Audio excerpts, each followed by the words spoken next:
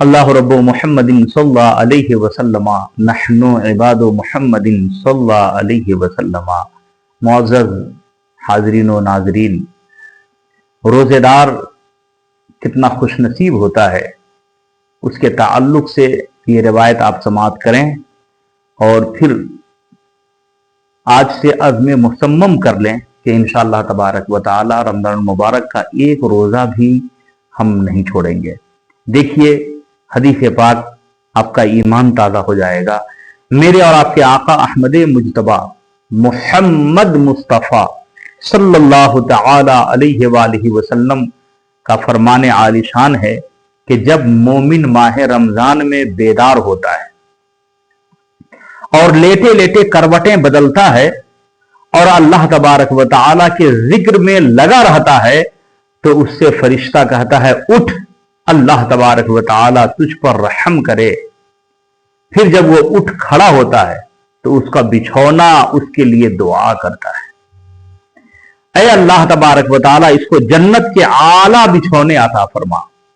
اور جب وہ اپنا لباس پہنتا ہے تو وہ لباس اس کے لیے دعا کرتا ہے، اے اللہ عز و جل اس کو جنت کا لباس تو عطا فرما۔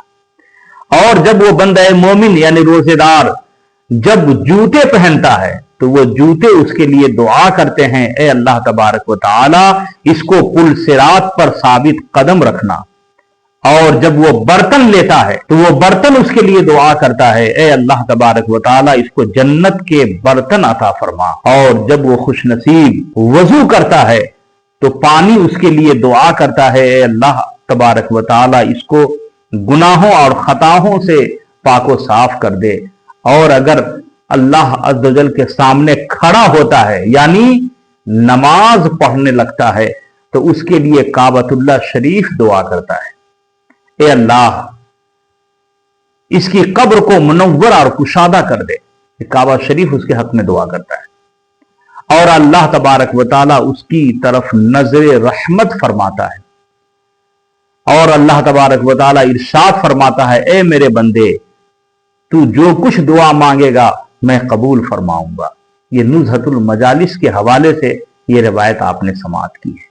میرے پیارے بھائیوں، دیکھا آپ نے ماہ رمضان بندہ مومن کے لیے کتنا عظیم تحفہ ہے کہ رمضان شریف آتے ہی بندہ مومن کے نام اعمال میں گویا نیکیوں کی برسات ہونا شروع ہو جاتی ہے۔